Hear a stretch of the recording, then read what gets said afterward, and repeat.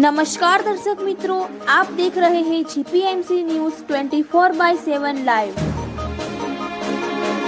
श्रीनाथजी पुष्टिमार्गीय हवेली तलोदમાં ભવ્ય 43મો શ્રી ગોવર્ધનનાથજી પ્રભુનો પાટોત્સવ ઉજવાયો। શ્રી 1727 હરસોલા વણિક સમાજના જ્ઞાતિજનો હર્ષોલ્લાસ સાથે જણાવતા આનંદ થાય છે કે વૈશાખ સુદ 2 શનિવાર તારીખ 18/4/2026ના રોજ શ્રીનાથજી પુષ્ટિમાર્ગીય હવેલી તલોદ ખાતે મનોરથી પરિવાર, ગોવા જયાબહેન ગાંડાલાલ પ્રેમચંદ શાહ પરિવાર, શ્રીમતી જયોત્સનાબહેન નરેન્દ્રકુમાર ગાંડાલાલ શાહ મુંબઈ, શ્રીમતી નિકિતાબહેન હાર્દિકકુમાર શાહ મુંબઈ દ્વારા ભવ્ય 43મો શ્રી ગોવર્ધનનાથજી પ્રભુનો પાટોત્સવ આનંદ ઉલ્લાસ તથા સુંદર વ્યવસ્થા વૈષ્ણવો માટે આયોજન કરવામાં આવ્યું હતું। શ્રી ગોવર્ધનનાથજી હવેલી હરસોલના માજી managing trustee doctor Dilipbhaiji Shah Modasa સહપરિવાર સાથે ઉપસ્થિત રહી પાટોત્સવનો અનેરો લાહવો લઈ ધન્યતા અનુભવી।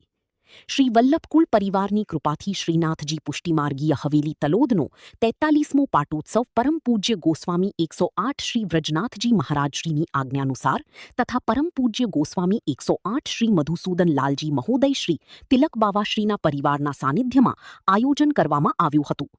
તેમના આગમન થતા સામયું કરવા ઢોલ નગારા અને ભવ્ય આતશબાજી ફટાકડા ફોડી તથા સમાજની કુમારિકાઓ કળશ સાથે ભવ્ય સ્વાગત કરવામાં આવ્યું હતું।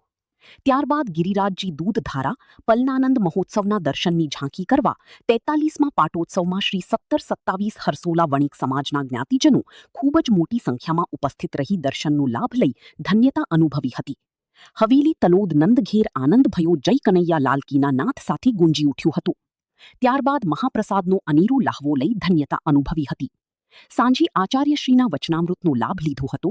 ત્યારબાદ છાક મનોરથના દર્શનનો લાભ લીધો હતો। ત્યારબાદ મહાપ્રસાદનો અનેરો લાહવો લઈ ધન્યતા અનુભવી હતી। રાત્રિ ધોળપદ રાસ ગરબાનું સુંદર આયોજન કરવામાં આવ્યું હતું।